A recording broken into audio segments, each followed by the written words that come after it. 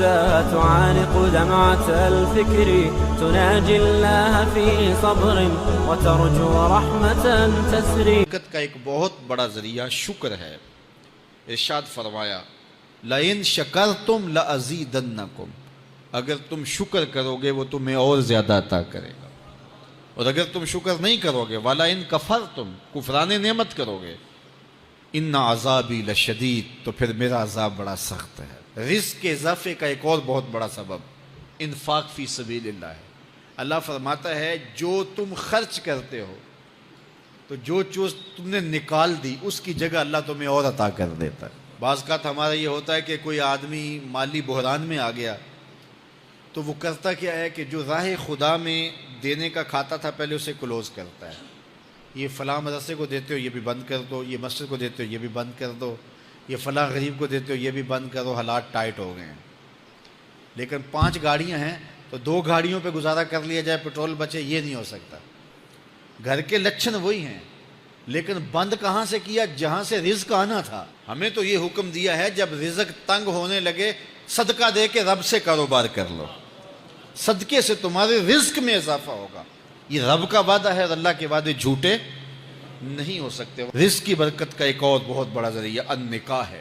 فرمایا اگر تم نکاح کرو گے تم فقیر ہو وہ تمہیں غنی کر دے گا.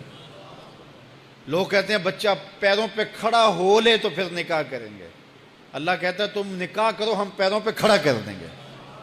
ہمارا فلسفہ اپنا ہے، اس کا حکم اپنا ہے. وہ کہتا ہے ابھی تو یہ اپنے لیے نہیں کماتا تو جو آئے گی اس کو کہاں سے کھلائے گا؟ میاں جس نے آنا ہے اس نے اپنا رزق لے کے آنا ہے. تو بچوں کی شادیاں کرو اگر وہ جوان ہو گئے رزق نصیب ہوگا. اپنے اہل خانہ کو نماز کے حکم دینے سے رزق بڑھتا ہے، چونکہ جو صبح کا وقت ہوتا ہے یہ رزق کے بٹنے کا وقت ہوتا ہے. اور جس گھر میں صبح کے وقت لوگ سوئے ہوئے ہوتے ہیں وہاں بے برکتیاں ہوتی ہیں. تو طلوع فجر سے لے کر کے طلوع آفتاب تک اپنی اولاد کو، بیوی کو، بچوں کو نہ سونے دیں. اس وقت رزق بٹنے کے لمحے ہوتے ہیں.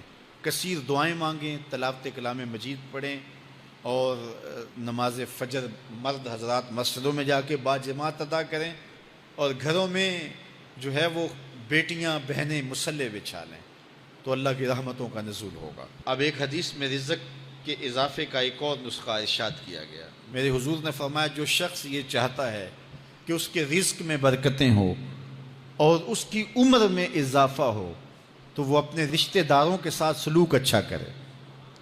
رشتہ داروں کے ساتھ اگر اچھا سلوک کرو گے تو پھر تمہارے رزق میں برکت ہو. غریب ہیں تو ان کی مدد کرو، ان کی بیٹیوں کی شادیاں اپنے ذمے لے لو اگر اللہ نے آپ کو وسعت دی ہے. ان کی پریشانیاں بانٹ لو، ان کا قرضہ ہے تو اتارنے کی کوشش کرو، ان کو مشکلات سے نکالنے کی کوشش کرو. تم ان کو مشکلات سے نکالو گے اللہ تمہیں مشکلوں سے نکالے گا. تمہارے رزق میں بھی برکتیں ہوگی اور تمہارے مال میں بھی برکتیں ہوں گی.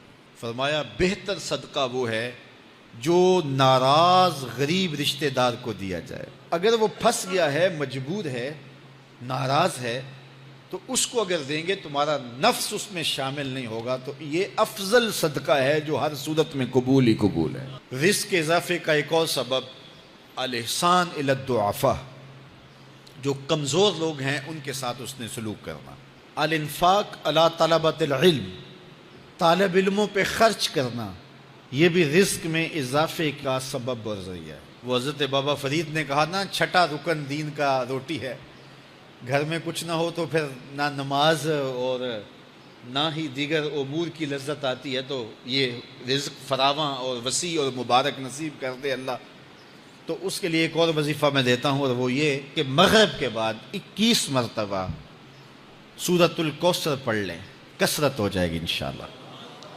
اول خدوشی پڑھ لیں، 5-7 منٹ لگتے ہوں گے.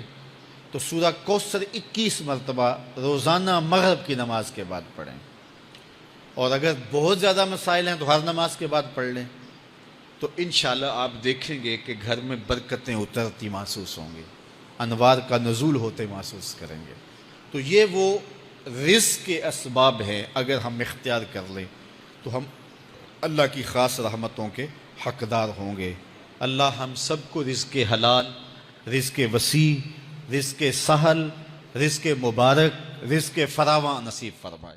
علیہ السلام پر درود پڑھنے سے انسان خود سنورتا ہے اور اللہ کی رحمتیں اس پر نازل ہوتی ہیں۔ علماء نے لکھا ہے کہ درود اللہ کی بارگاہ میں ایک دعا ہے جو اللہ کی بارگاہ میں عرض کی جاتی ہے، اے اللہ، نبی رحمت صلی اللہ علیہ وآلہ وسلم پر رحمتوں کا نزول کر۔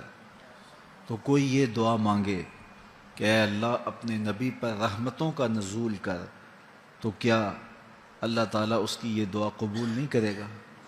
تو درود ہر صورت میں قبول ہے۔ تو اس کا جو فائدہ ہوا کہ جس نے ایک مرتبہ حضور کے لیے اللہ کی بارگاہ سے رحمتوں کی دعا مانگی، تو اس کے مانگنے سے محبوب علیہ السلام پر کتنی رحمتوں کا نزول ہوا وہ تو اللہ جانتا ہے، یا جس محبوب کریم پہ نزول رحمات ہوتا ہے وہ جانتے ہیں، لیکن جو ہاتھ اٹھا کے دعا مانگے، جو ہاتھ باندھ کے درود پڑھے، ایک مرتبہ درود پڑھنے سے اللہ کی 10 رحمتیں اس پر نازل ہوتی ہیں۔ تو جو مسلسل درود پڑھے جا رہا ہے تو پھر رحمت کی برسات ہوتی ہے اس کے اوپر۔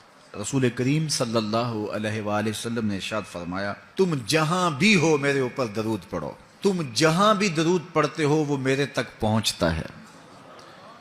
صبح پڑھو، شام پڑھو، دوپہر پڑھو، دن کو پڑھو، رات کو پڑھو، نماز سے پہلے پڑھو، نماز کے بعد پڑھو، محفل کے آغاز میں پڑھو، محفل کے دوران پڑھو، محفل کے اختتام پہ پڑھو، مسجد میں پڑھو، گھر میں پڑھو، جہاں بھی میرے اوپر درود پڑھو گے، جیسے بھی میرے اوپر درود پڑھو گے، فرمایا میرے تک پہنچتا ہے۔ ہر شخص یہ چاہتا ہے کہ میں حضور کی قربت پاؤں، حضور کا قرب مجھے ملے، اور اگر کسی کے سینے میں یہ آرزو نہیں ہے تو اس کے سینے میں دھڑکنے والا دل کسی مومن کا دل ہی نہیں ہے۔ یہ میری بھی آرزو ہے، گناہ گار ہونے کے باوجود آرزو ہے، آپ کی بھی آرزو ہے، آرزو تو کی جا سکتی ہے، چونکہ کرم ہوتے دیر نہیں لگتی، وہ جس پہ چاہے کرم فرمائیں۔ تو اگر قربت